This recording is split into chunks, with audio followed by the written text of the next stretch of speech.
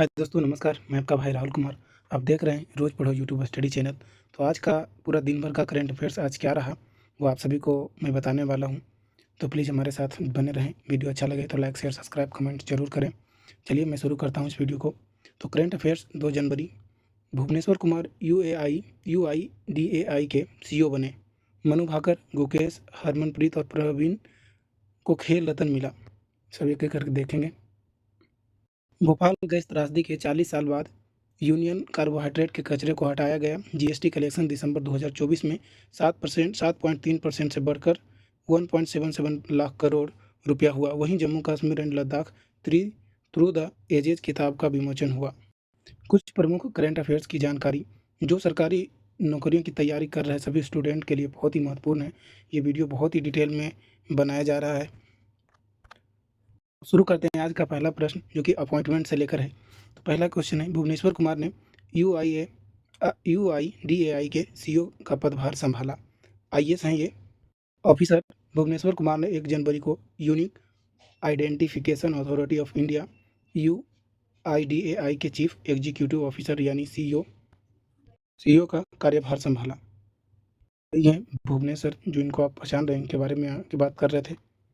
इनसे जुड़ी कुछ और महत्वपूर्ण बातें। भुवनेश कुमार इलेक्ट्रॉनिक्स और सूचना प्रौद्योगिकी मंत्रालय एमईआईटीवाई में एडमिरल सेक्रेटरी हैं। इस नियुक्ति के बाद भी वे इसी पद पर बने रहेंगे। भुवनेश उत्तर प्रदेश कैडर के 1995 बैच के आईएएस ऑफिसर हैं। वे छत्तीसगढ़ कैडर के 1993 बैच के आईएएस अफसर अमित अग्रवाल की जगह लेंगे। अग्रवाल को 25 दिसंबर 2024 को रसायन और उर्वरक मंत्रालय के तहत आने वाले फार्मास्यूटिकल्स डिपार्टमेंट में सेक्रेटरी नियुक्त किया गया था। आज का दूसरा प्रश्न देख लेते हैं, जो कि स्पोर्ट्स से रिलेटेड है। ये हम लोग के लिए जानना बहुत ही ज़रूरी है, क्योंकि स्पोर्ट्स से रिलेटेड सभी एग्जाम में एक प्रश्न आते ही हैं। कौन सी खिलाड़ी किस खेल से संबंधित है, इनको कौन सी अवार्ड मिला, ये याद रखना बेहद ही ज़रूरी है। तो आइए जानते हैं एक एक करके। मनु भाकर, गुकेश, हरमनप्रीत और प्रवीण को खेल रत्न मिला। ओलंपिक में डबल मेडल जीतने वाली shooter Manu Bhaker, world chess champion D Gukesh, hockey team के कप्तान हरमनप्रीत सिंह और para athlete player Praveen Kumar को मेजर ध्यान खेल रत्न पुरस्कार से सम्मानित किया जाएगा। ये हैं प्रवीण कुमार जी, ये हैं मनु भाकर जी, ये हैं हमारे डी गुकेश जी, ये हैं हरमनप्रीत सिंह जी। 2 जनवरी को खेल मंत्रालय ने नेशनल स्पोर्ट्स अवार्ड 2024 का ऐलान किया। इसके अलावा 5 कोच को द्रोणाचार्य अवार्ड मिलेगा। इसमें 2 लाइफ टाइम अचीवमेंट अवार्ड के लिए भी नामित किया गया। 34 प्लेयर्स को खेल रत्न पुरस्कार दिया जाएगा। इसमें 2 को लाइफ टाइम अचीवमेंट के लिए नामित किया गया है, क्योंकि 17 जनवरी को राष्ट्रपति भवन में अवार्ड सेरेमनी होगा। यही सेरेमनी में सबको अवार्ड दिया जाएगा। तो अवार्ड दिया जाएगा, आइए उसका एक एक करके नाम जानते हैं। अर्जुन अवार्ड 2024 के लिए 34 खिलाड़ियों का सिलेक्शन हुआ है। तो एक एक कर 34 खिलाड़ियों का नाम जानेंगे। तो आइए, पहला नाम है ज्योति याराजी, मतलब ये एथलीट से संबंधित है। ये भी आपको नाम याद करके रखना है कि कौन से खिलाड़ी किस खेल से संबंधित है। तो ज्योति यतिराज एथलीट से संबंधित हैं, वहीं अनु रानी एथलीट से संबंधित हैं और नीतू बॉक्सिंग से संबंधित हैं। छठा नाम आ जाता है सलीमा टेटका, जो कि हॉकी से संबंधित हैं। अभिषेक हॉकी से संबंधित हैं। संजय हॉकी से संबंधित हैं और जर्मनप्रीत सिंह ये हॉकी से संबंधित है। सुखजीत सिंह हॉकी से संबंधित है। राकेश कुमार पैरा आचार्य हैं। 12वां नाम है प्रीति पाल का, जो कि पैरा एथलीट से संबंधित है। इन सभी को मिलने वाला है खेल रत्न अवार्ड, जो कि 17 तारीख से शुरू होने वाला है सेरेमनी। तो जीवांजी दीप्ति को मिलेगा पैरा एथलेटिक्स का अवार्ड। पैरा एथलेटिक्स से इनका संबंध है। अजीत सिंह को पैरा एथलेटिक्स से संबंधित है। सचिन सर्जेराव खिलाड़ी को पैरा एथलेटिक्स से संबंधित है। धर्मवीर ये पैरा एथलेटिक्स से संबंधित हैं। प्रणब शर्मा ये पैरा एथलेटिक्स से संबंधित हैं। एच होकातो सेमा ये भी पैरा एथलेटिक्स से संबंधित रखती हैं। सिमरन ये भी पैरा एथलेटिक्स से संबंधित है। नवदीप ये भी पैरा एथलेटिक्स से संबंधित है। नितेश कुमार ये भी पैरा बैडमिंटन से संबंधित है। मनीषा रामदास ये भी पैरा बैडमिंटन से संबंधित है। कपिल परमार ये भी पैरा जूडो से संबंधित है। ये आप एक बात नोट कर रहे होंगे कि पैरा जो लिखा हुआ है सभी जगह पे, पैरा किस खेल मतलब किसको दर्शाता है, या पैरा उनको दर्शाता है जो कि दिव्यांग होते हैं किन्हीं शरीर के किसी भी हिस्से से, तो उनको ही पैरा दिया जाता बोला जाता है। पैरा बैडमिंटन से खेल से संबंधित है, पैरा जूडो से तो उनका किसी न किसी अंग को जैसे पैरालाइज कर दिया, या उनका हाथ नहीं है या पैर नहीं है, इस तरह से होता है, तो उनको उनका जो खेल होता है स्पेशल कैटेगरी का, उसमें उसे ही पैरा बोला जाता है। तो पैरा बैडमिंटन से मनीषा रामदास जी का संबंध है, और वहीं कपिल परमार का पैरा जूडो से, मोना अग्रवाल का पैरा शूटिंग से, और रूबीना फ्रांसीसी पैरा शूटिंग से, और वहीं स्वप्रिल कुसाले ये भी शूटिंग से संबंधित हैं। ये पैरा नहीं लगा हुआ है तो समझिए कि ये दिव्यांग नहीं है, इनका कोई भी हाथ पैर वैसा कटा फटा टूटा नहीं है, ये स्वस्थ है हम और आपके जैसे। सबरजोत सिंह शूटिंग से संबंधित रखते हैं, इनको भी मिलेगा खेल। अभय सिंह जी स्क्वैश से संबंधित रखते हैं, और सज्जन प्रकाश ये भी स्विंग से संबंधित रखते हैं। अमन सहरावत ये भी रेसलिंग से संबंधित हैं। सुचा सिंह एथलेटिक्स से हैं, और मुरलीकांत राजा राम पेटकर ये पैरा स्विंग है, इनका कोई ना कोई किसी तरह का ये हैंडीकैप हैं। अब बात कर लेते हैं पांचवें 5 कोचों को जिनको द्रोणाचार्य पुरस्कार मिलता है। द्रोणाचार्य उन उन व्यक्तियों को दिया जाता है जो कि कोच होते हैं, जैसे क्रिकेट का या सभी खिलाड़ियों का जो भी कोच हैं, उन्हें ही सिर्फ द्रोणाचार्य का पुरस्कार दिया जाता है, ना कि किसी खिलाड़ी को। तो सुभाषा राणा जो कि पैरा शूटिंग से संबंधित इनका है खेल, और दीप्ति देश पांडे शूटिंग से है, शूटिंग का ये कोच हैं। संदीप संगवान ये भी हॉकी का कोच हैं। एस मुरलीधरन ये बैडमिंटन का कोच हैं, और मांडो कोला को ये फुटबॉल का कोच हैं। तो यही पांचों व्यक्तियों को द्रोणाचार्य का पुरस्कार। आगे बात करते हैं नेशनल, जो कि भोपाल गैस त्रासदी के 40 साल बाद, आपको पता ही है, अब 10वां में ही इसे पढ़ाया जाता है कि भोपाल गैस त्रासदी का उसका क्या कारण था, मतलब कैसे हुआ था, इसके बारे में बहुत ही चर्चा में रहा था, और अब एक बार फिर से यह चर्चा का विषय बन गया है। तो इसके लिहाज से सभी एग्जामों के लिए महत्वपूर्ण हो जाता है ये टॉपिक, कि जो भोपाल गैस त्रासदी है उसके 40 साल बाद यूनियन कार्बाइड के कचरे को हटाया गया है। भोपाल की यूनियन कार्बाइड फैक्ट्री का 337 मीट्रिक टन जहरीला कचरा को 40 साल बाद हटाया गया है। यही है वो फैक्ट्री, इसे आप अच्छे से देख लें, कितना मनहूस फैक्ट्री है ये, कितनी लोगों की जानें ले ली, आसपास के सभी लोग किस तरह से मरे थे।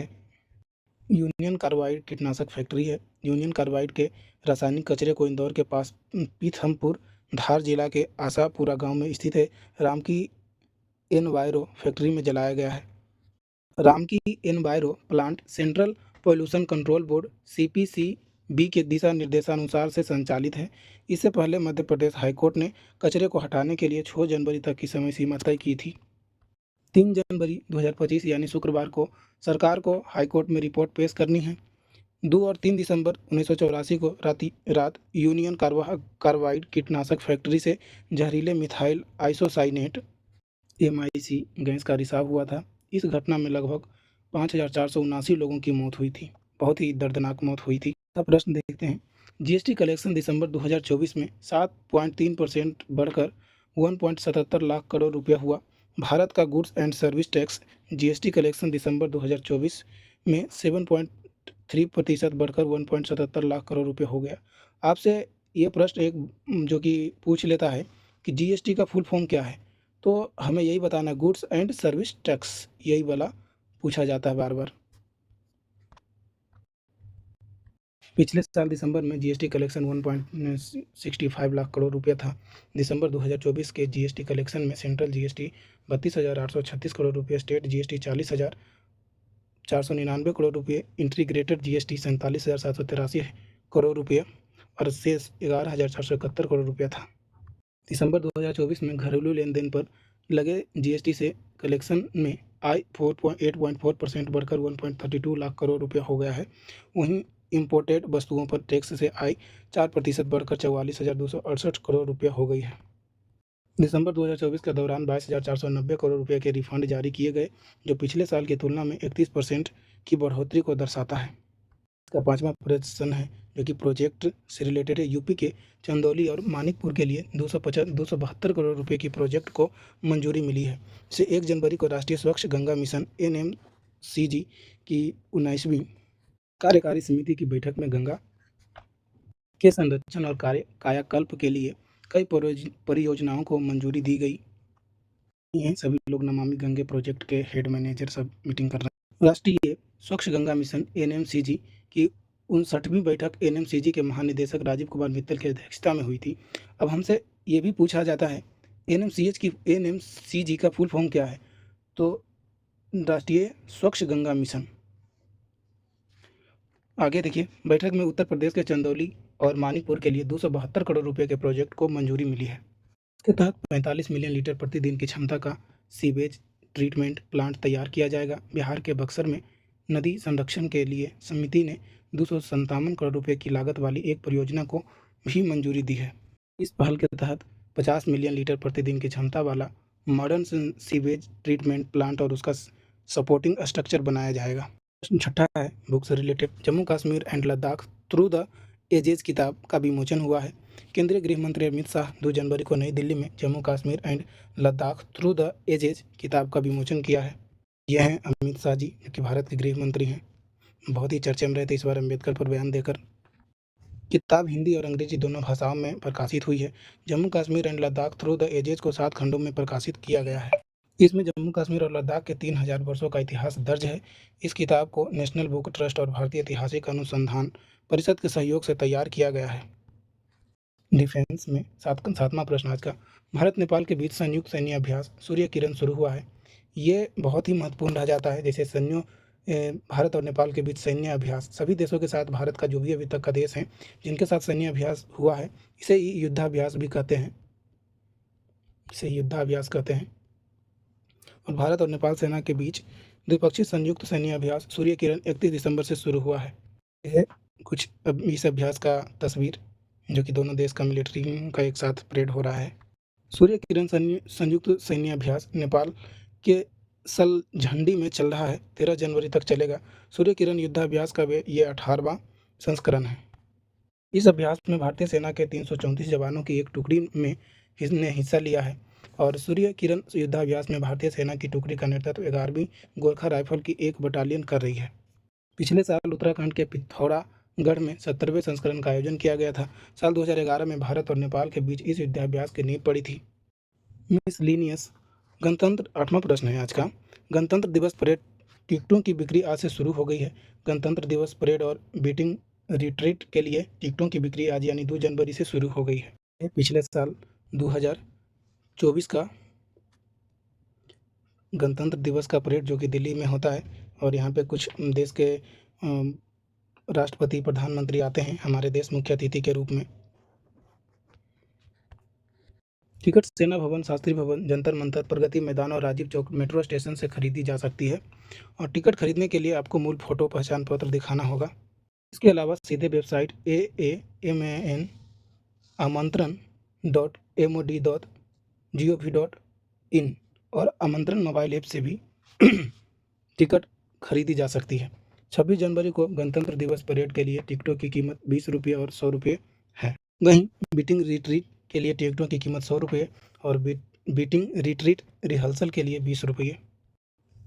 आज का इतिहास के बारे में जान लेते हैं। जैसे कल हमने जाना था, तो 2 जनवरी का इतिहास क्या है वो एक नज़र डालते हैं। बने रहिए हमारे साथ। 2 जनवरी का इतिहास है। 1989 में आज ही के दिन मशहूर नाटककार सफदर हाशमी का जन्म हुआ था। दरअसल 1 जनवरी को जब वे दिल्ली से सटे साहिबाबाद के झंडापुर गांव में अपने नुक्कड़ नाटक हल्ला बोल का प्रदर्शन कर रहे थे, तब उसने नाटक दल पर हमला हुआ था।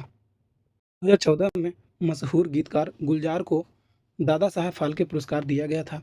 2013 में फ्रांस की सीनेट ने समलैंगिक विवाह को मान्यता दी थी। ये सभी तथ्य हैं 2 जनवरी को, 2 जनवरी 2013, 2 जनवरी 2014, इस तरह से आप समझ सकते हैं। 2 जनवरी 2010 में भारतीय कबड्डी टीम ने पाकिस्तान की टीम को 58-24 से हराकर पहला कबड्डी विश्व कप जीता था। 1998 में गिरिजा प्रसाद कोइराला ने नेपाल के प्रधानमंत्री बने थे। 1981 में अंतरिक्ष यान कोलंबिया पहली बार अंतरिक्ष में भेजा गया था। तो ये थे कुछ हमारे करंट अफेयर्स, जो कि पूरा डिटेल में हमने बताने का प्रयास किया है। तो आपको ये वीडियो कैसा लगता है? अच्छा लगे तो